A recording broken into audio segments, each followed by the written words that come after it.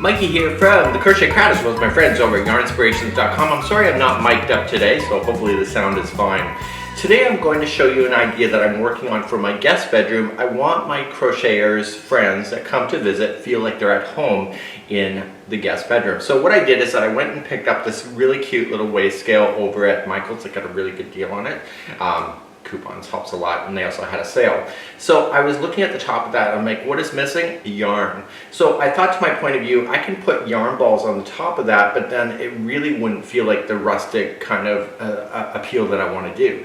So what I was thinking is that I actually had a bowl of higher end yarn on my living room, and I thought this idea is really cute. So what I'm thinking, to my point of view, is how do I make this here with inexpensive yarn to give the illusion that it looks more higher end than it truly is. So as you can see, if you leave on the labels, then people know what the yarn is, and it really doesn't look as cool. So what I want to do is that I want to convert this into these. And what I'm going to use is a yarn swift in order to return it back probably to the way that it was before it was a yarn ball. So what I want to do is that I want to just go from the inside and then put it onto my yarn swift and then make these braids, and I'm going to show you how to do that. So this is called a yarn swift, and what it is that when we have a hank format of the braid, we usually put it onto this and then we roll it, or somebody could just hold their hands open and roll it into a ball. So my goal is to take it from the ball and put it back into what's called as a hank format. And so what I want to do is that I want to open up my yarn swift so it looks like an umbrella, Mary Poppins time, and I am going to put it to the maximum that I want. The bigger that you make it, the more of the circumference of the swift. Now what I'm going to do is just change out and just slide off the ball band. And what I want to do is grab the center of this yarn. Now if a big piece of barf comes out, no big deal, because you're going to move it to a swift in no time. So what I want to do is just get myself to the very end of this yarn, and then I'm going to put it onto the swift. So what I'm going to do is that I have the end, and all I'm just going to do is that I'm going to put it around the swift once. Now this does rotate, but the first time around I want to make sure that I'm holding it. So all I'm just going to do is just kind of rotate it and make sure that it crosses over, and I am just going to make sure it's on there, just like this. So now that it's on there, all I can just do is use my finger, just continue to allow it to wrap like this, and I'm going to wrap the whole ball onto my yarn swift. You can go as fast or as slow as you want to go at this point. Just keep an eye for any knots that may be coming out of the yarn ball.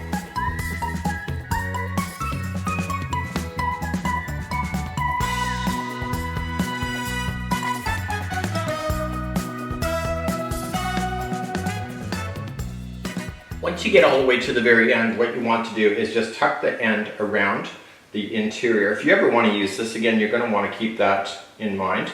And you want to tuck it around, and you want to tie it so that it's going to catch itself into a knot. So just tie a knot and making sure that it's nice and tight when you go to do it. So tight in the sense that there's no slack. So if you ever want to use this in the future, this is kind of the way to go. And then just trim off the extra, that slack that's coming off. Now what you want to do on the opposite side, because you have the starting strand that you had, you want to take that one and also tie it so that it goes into a knot as well.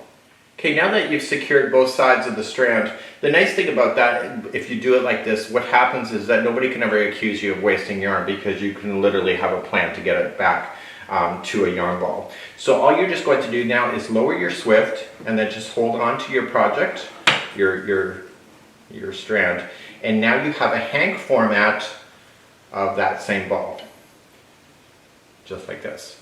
So now what we have to do is twist it in a way that makes sense to make the braid. Okay, so now that you have this, what you want to do is flex it right completely out, and now that you've secured both ends, nothing should be falling out. With one hand, just use your finger and start twisting so it's on the inside of where they are, the loop is. And the goal is that you keep twisting, and this is how they do it, like when you bring it together, see? And there is the braid. So the more you twist, the tighter the braid.